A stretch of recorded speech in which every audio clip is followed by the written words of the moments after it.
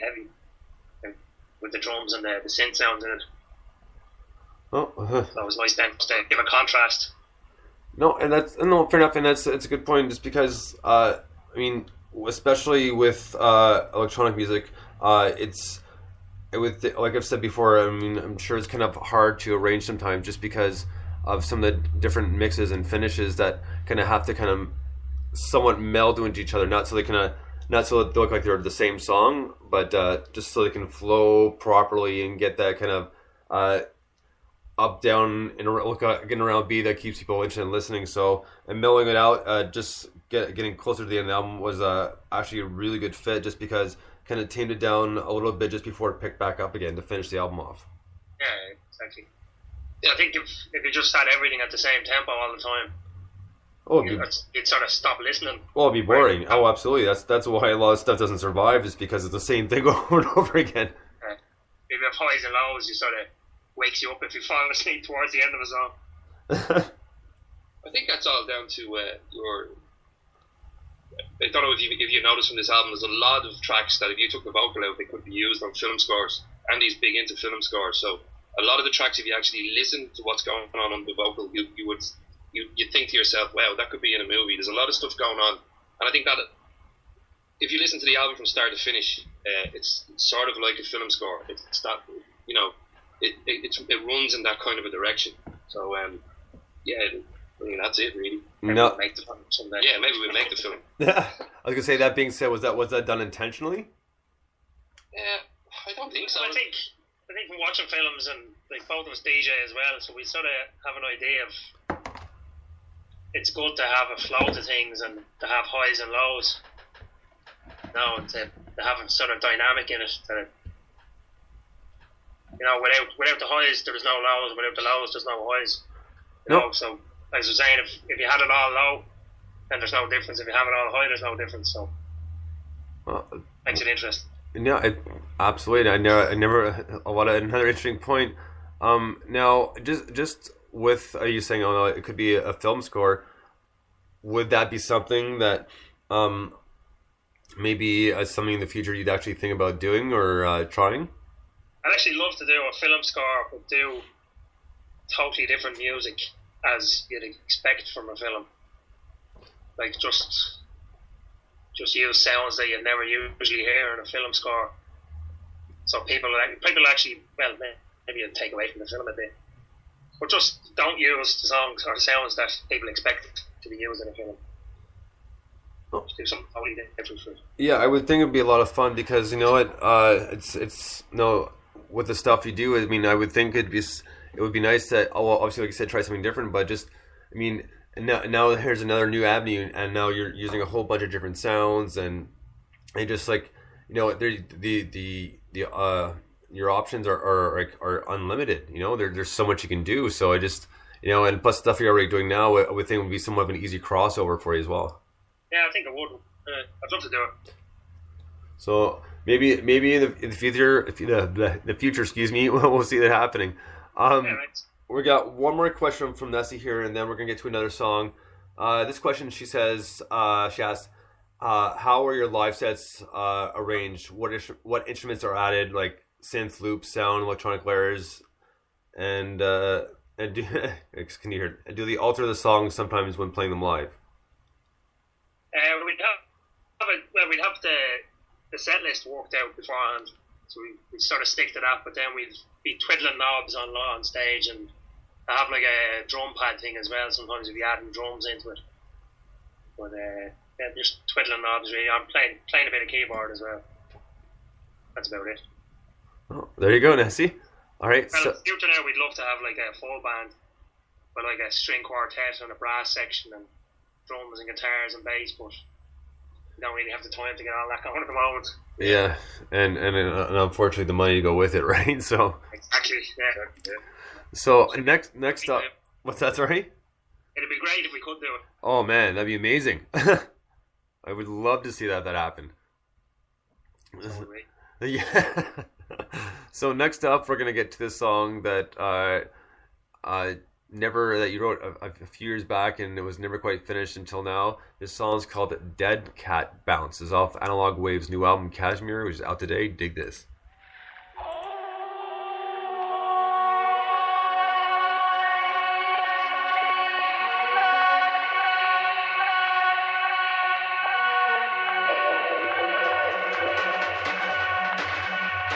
Somehow I fell in and I'm drowning.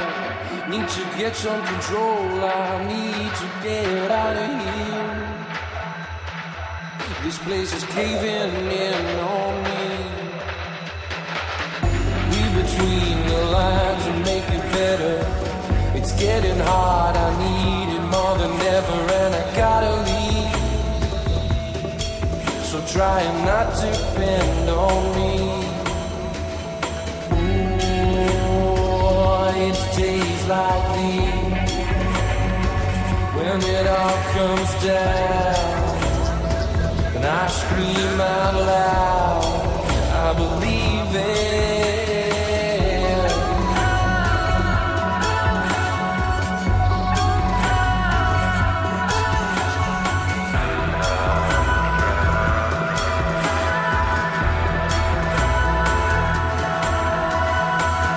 So hard to get out of this darkness.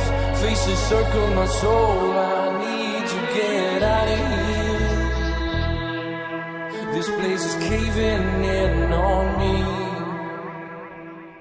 Out of phase with reality, playing games with my sanity, screaming at me what I need. But what I need is here with me. It's days like these when it all comes down and I scream out loud, I believe it. It's days like these when it all comes down and I scream out loud, I believe it.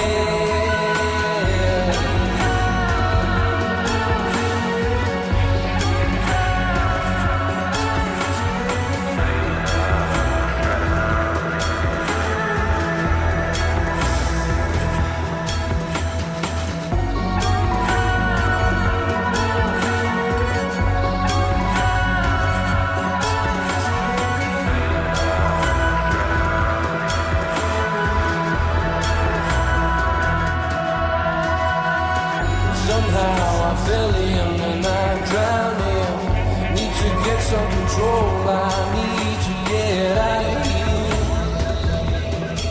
This place is caving in on me.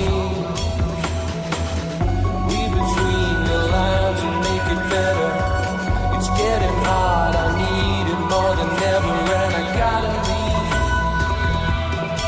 So try not to depend on me.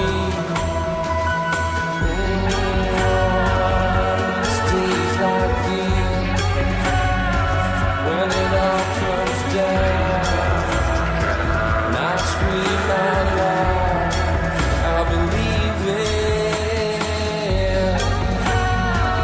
It's days like these when it all comes down, and I scream out loud, I believe it.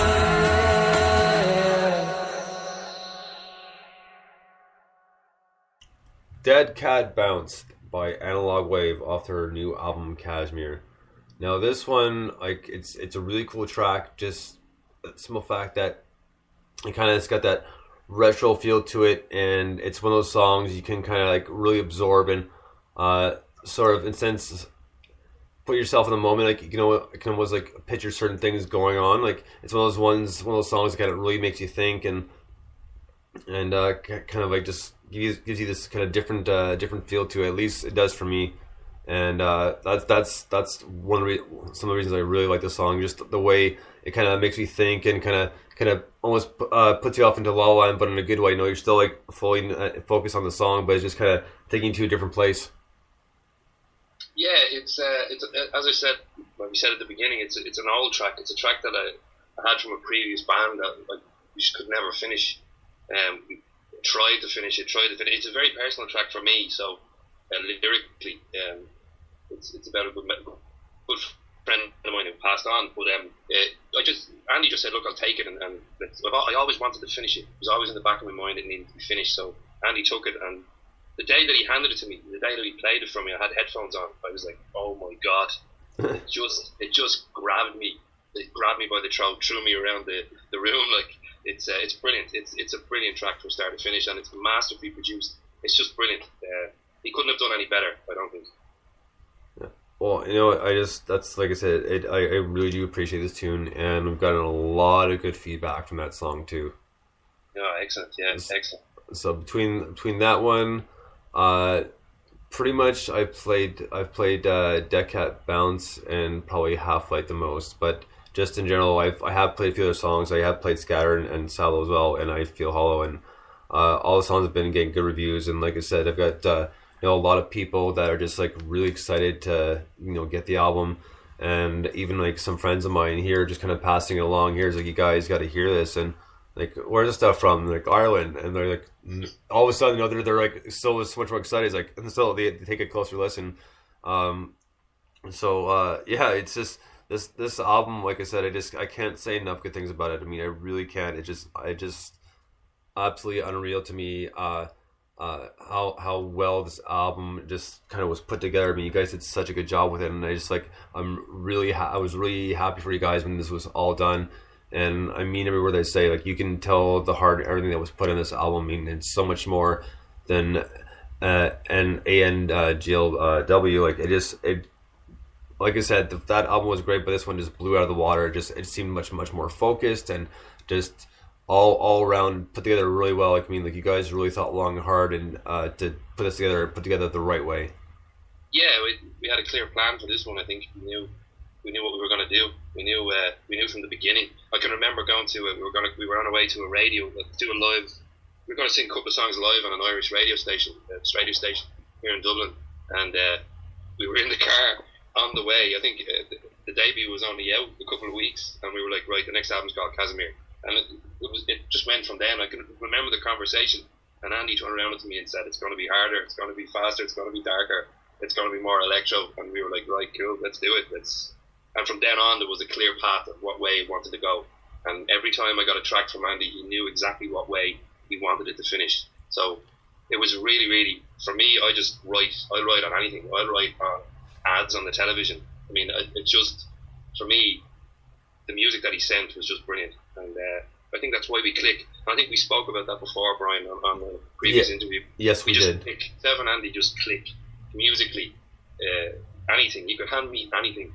As I said before, you could hand me a jazz track and I'd sing jazz on it. It's just like that's how good we work together, and it's not in each other's face. Like, you'd be amazed at how many times I would see him through the writing process. It could be once a month. Like, he just send tracks to me, But we just work. We work really, really well together. And as I've said before, I'm blessed to have met him. So that's just it, really. He is, yeah. He's very good. Man, a few words. But it's. I'm upset if you've got nothing good to say nothing at all. Yeah. But when I was sending over the tracks to Dell, I was sort of, after we'd done the first album, I sort of knew. Well, I thought I knew what to expect, or half expecting what they'd come back sounding like. But a lot of them, they just came back, and it was just absolutely amazing, the vocals, particularly on the sort of disco-y one, Levan, and I Feel Hollow as well. When I was listening to him, I couldn't believe what he was after coming up with. I would think it would work well together, that we both sort of give each other the space to do our own thing within the songs, but then come together as well. Well, and and it's good that you do work so well together, because you don't find too many pretty much duos like yourself that are still doing well and can create without having like really any issues at all. Because I mean, like I said, it's very seldom you see that anymore. So it makes a huge difference. It makes a bigger impact on people listening to your music. There's definitely no egos between us. We're very quick to cut each other down. Yeah, we're very critical. We are very critical on ourselves. Like you'd be surprised. We could come off stage from playing, like as we did. We came off stage